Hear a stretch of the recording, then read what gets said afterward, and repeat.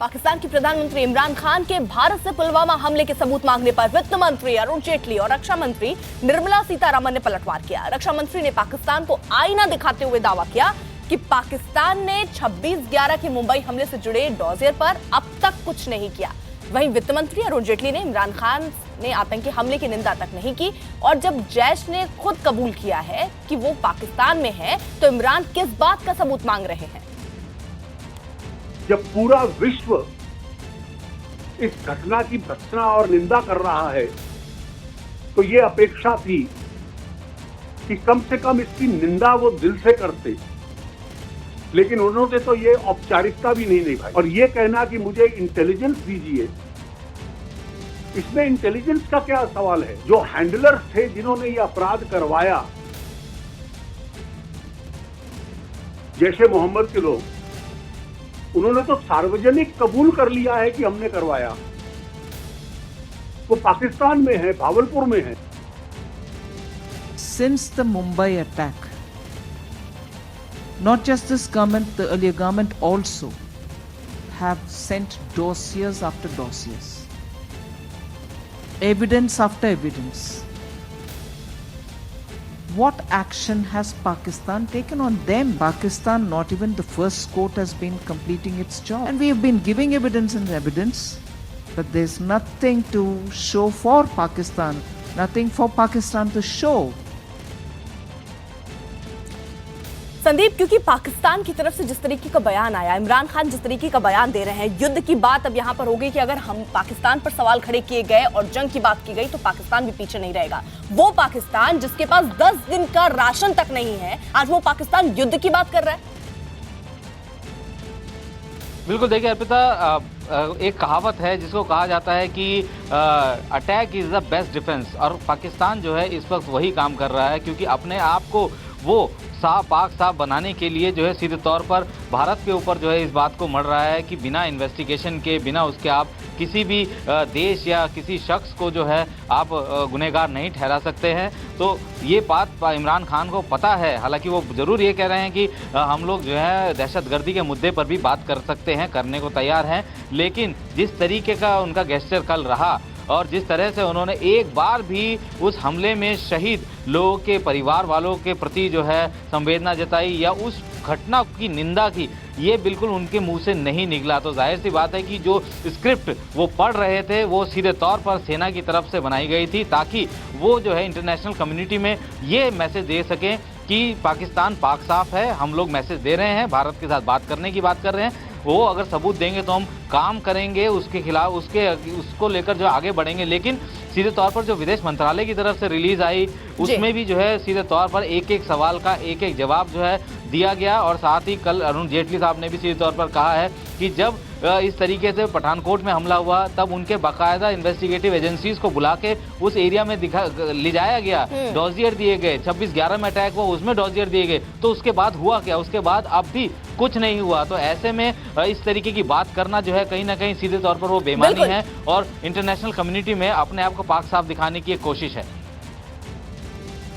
संदीप, बने रहिए आप हमारे साथ। उधर कश्मीर में पाकिस्तानी आतंकियों के हमले के बावजूद कश्मीरी युवा मिलकर उन्हें मुंहतोड़ जवाब दे रहे हैं। बड़ी संख्या में कश्मीर के युवा सुरक्षा बल में भर्ती होने के लिए सामने आ रहे हैं, आगे आ रहे हैं। बारामूला और गंटामूला इलाके में सुरक्षा बल ने भर्ती अभियान चलाया, जिसमें भारी संख्या में कश्मीरी युवा दिखाई दिए।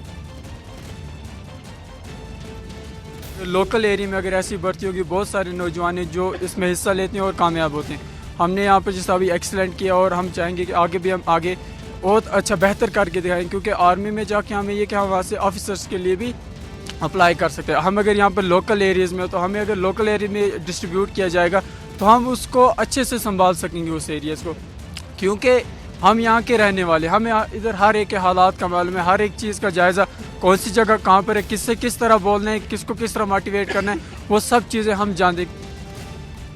उधर पुलवामा पर न्यूज 18 की बड़ी और एक्सक्लूसिव पड़ताल में पता चला कि 14 फरवरी को पुलवामा आतंकी हमले से करीब 1 महीने पहले पाकिस्तानी सेना के टॉप कमांडरों ने एलओसी से सटे इलाकों का दौरा किया था।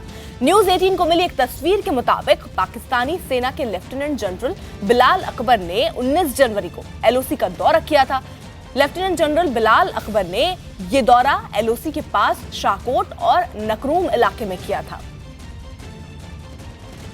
तो न्यूज 18 इंडिया को ये एक्सक्लूसिव रिपोर्ट मिली, एक तस्वीर सामने आई जिसमें आप भी देख सकते हैं कि जो तस्वीरों में आप देख रहे हैं वो लेफ्टिनेंट जनरल बिलाल अकबर हैं, जिन्होंने दौरा किया एलओसी के पास शाहकोट और नकरूम इलाके में। और उसके बाद अब जो खबर सामने आ रही है कि 19 जनवरी की ये तस्वीरें, 19 जनवरी को वो दिखे थे शाहकोट और नकरूम इलाका जो है एलओसी के पास ये इलाका पड़ता है, वहां पर लेफ्टिनेंट जनरल बिलाल जो है वो दिखे थे।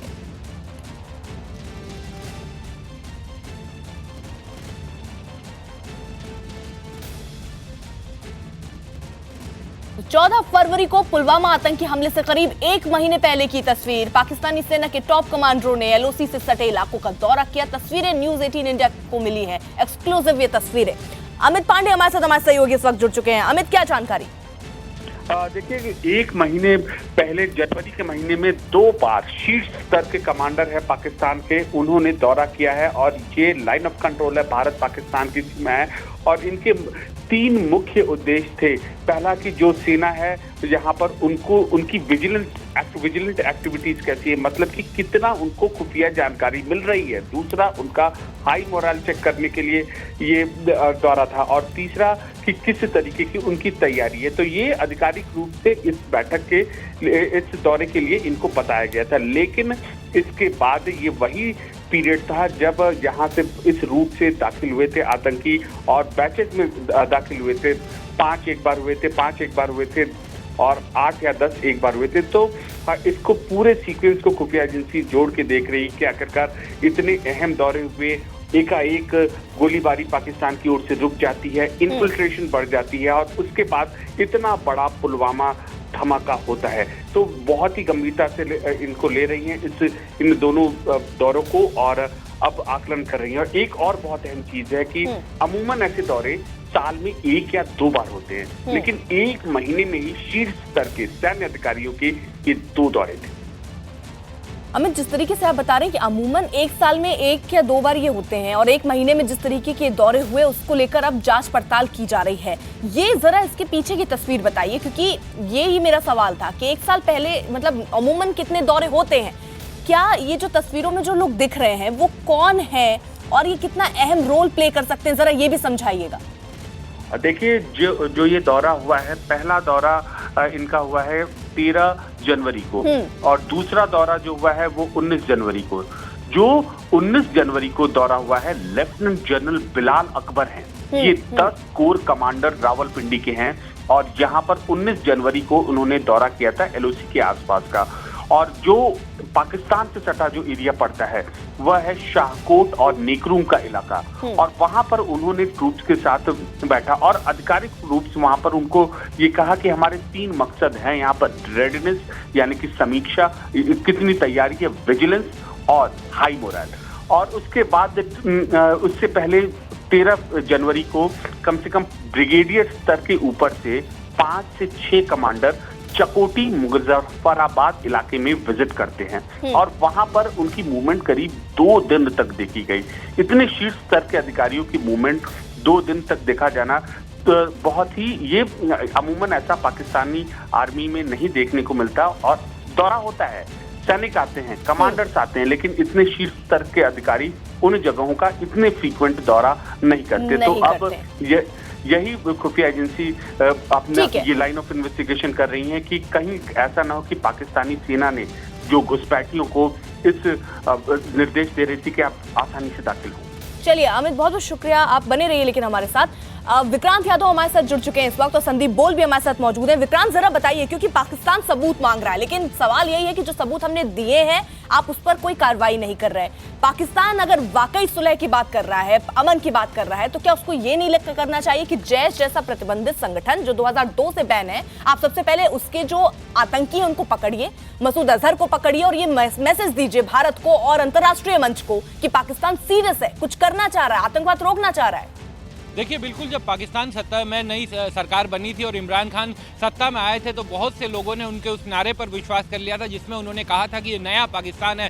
लेकिन जैसे जैसे समय बीत रहा है उससे साफ होता जा रहा है कि पाकिस्तान में सिर्फ सरकारें बदलती हैं, सिस्टम वही रहता है। सेना और वहाँ का जिस तरीके से आतंकवादी संगठन वहाँ पर सक्रिय हैं, असली सेना के कर्णधार सूत्रधार वही होते हैं और प्रधानमंत्री के पद पर जो भी व्यक्ति बैठे वो उसी तरीके की भाषा बोलता है जिस तरीके की भाषा उसे बोलने को कहा जाता है। कल के प्रधानमंत्री इमरान खान के भाषण को अगर हम देखें, उसे भाषण इसलिए क्योंकि उन्होंने अपनी बात कही और वो उसके बाद चले गए, तो उनके उस भाषण को देखें तो उसमें उन्होंने कहा कि सबूत भारत दे।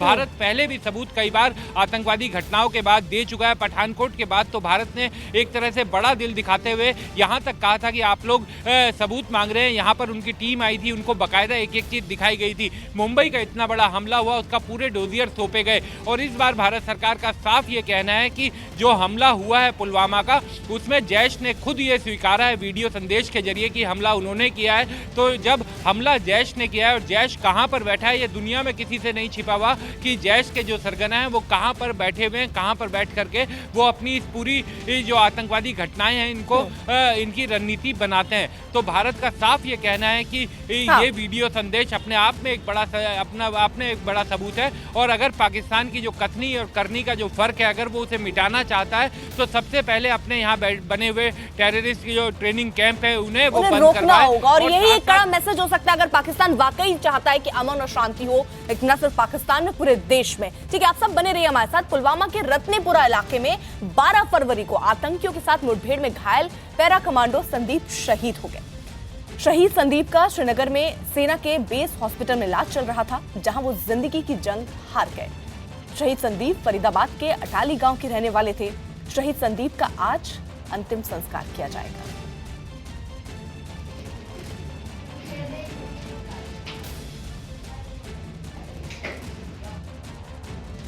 इस वक्त हम मौजूद हैं हरियाणा फरीदाबाद के अटाली गांव में और शहीद संदीप कुमार के परिवार के साथ इस वक्त हम मौजूद हैं। उनके पिता से हम बातचीत करते हैं। सर, जब आपने खबर सुनी तो क्या बताया गया था शुरुआत में?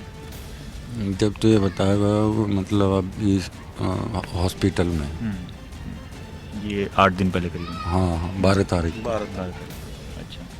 फिर हम यहाँ से गए हैं, बुलाए हम, तो हमें सांस चलती मिली ही, फिर कल एक्सपायर है वो। तो आप वहाँ पे थे उस वक्त? मौके पे। आखिरी बातचीत कब हुई थी आपकी संदीप जी से? संदीप से तो मेरी तो 15-20 दिन हो गए कम से कम। अच्छा, क्या बात हुई थी आखिरी समय में? मेरा मतलब वह मरोड़ सी बन गई पेट में, तो मैंने उसे बताई नहीं, उसे उसकी बहन ने बता दी। तब कह रहा हो पापा तेरे मेरे मतलब सामने जिंदा चाहिए, दवाई ले लेना, वह इतनी बात। अब जो ये शहादत हुई है उसके बाद आपकी क्या कहना है सरकार से, क्या कहना चाहते हैं आप इस पर? क्या कहें सरकार से? चाहते हैं कि कोई उचित कार्रवाई सरकार करे आतंकियों के खिलाफ? हाँ, चाहते हैं ये तो। बताया जा रहा है कि अभी वो छुट्टी आए थे भाई की शादी में, उसके बाद दोबारा छुट्टी आने वाले थे 15 तारीख मार्च में। नहीं, फरवरी में आने वाले। हाँ, फरवरी 15 तारीख को फ्लाइट बुक थी। लेकिन उससे पहले ही? हाँ, उससे पहले ये 12 तारीख को एक्सीडेंट हो गया। एक केस है जो एक गोली का। मेरठ में पुलवामा के शहीद अजय कुमार को श्रद्धांजलि देने पहुंचे बीजेपी नेताओं पर लोग भड़क उठे। लोगों ने आरोप लगाया कि शहीद को श्रद्धांजलि देने पहुंचे नेता जूते पहनकर बैठे थे। लोगों की नाराजगी को देखते हुए बागपत से बीजेपी के सांसद सत्यपाल सिंह और मेरठ से बीजेपी के सांसद राजेंद्र अग्रवाल अपने जूते चप्पल उतारते दिखाई दिए।